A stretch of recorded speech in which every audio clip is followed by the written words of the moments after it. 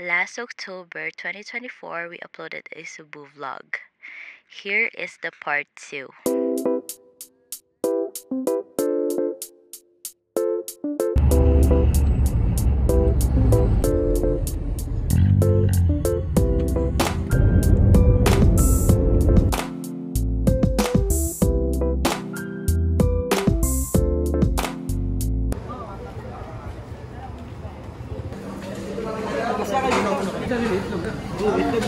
Baling.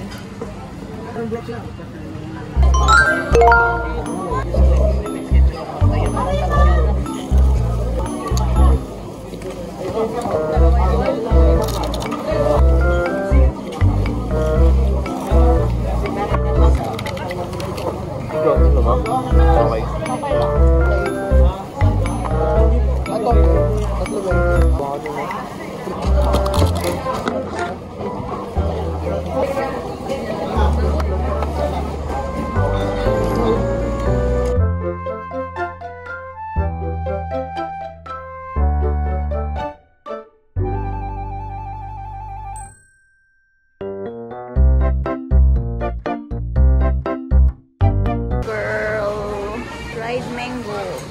Oo nga, mahal nga yung dried mango. Ano to? Market? Supposedly ito, Piso Village. Parang yung mga foods. Parang Cebu Mercado type. This is actually not the first time that we went to Cebu, but it's the first time that we went together without our families and just with our friends from Rotaract from the different parts of the Philippines.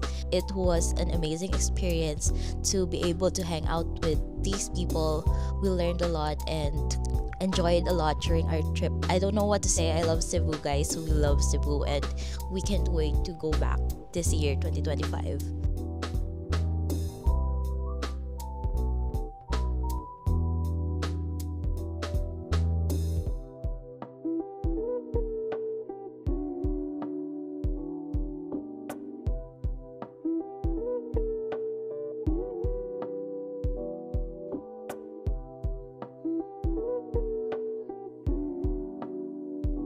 Pig's brain.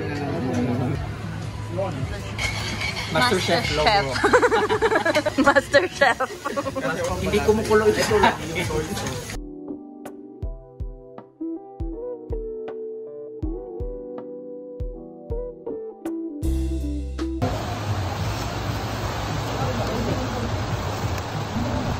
Pig's brain.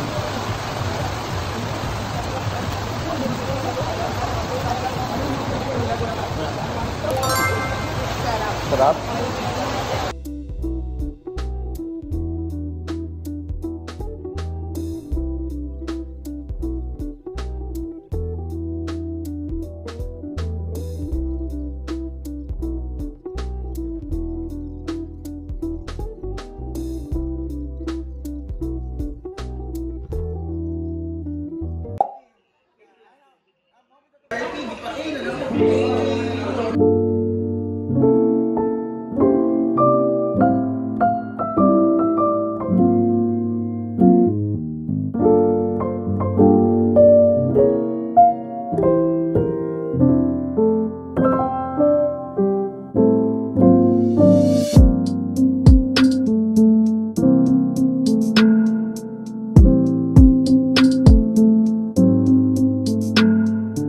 The design is very Philippines out here in Cebu, guys.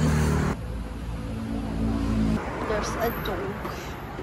We're going back home tomorrow. This one is very Philippines. It's very Philippines. This one is very Philippines.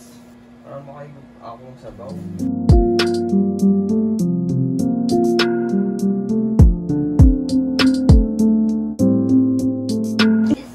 The puso, guys. It's called the puso. Heart. No. Dito siya niluluto, guys. So, first they make this, anong tawag dito? Dahon-dahon. Tapos, ilalagay yung bigas sa loob. Tapos, doon nila tinasain. That's how the puso is made. It's one bite. Wow. Video 888 ang nasal. Ay. Ang laki ng petso.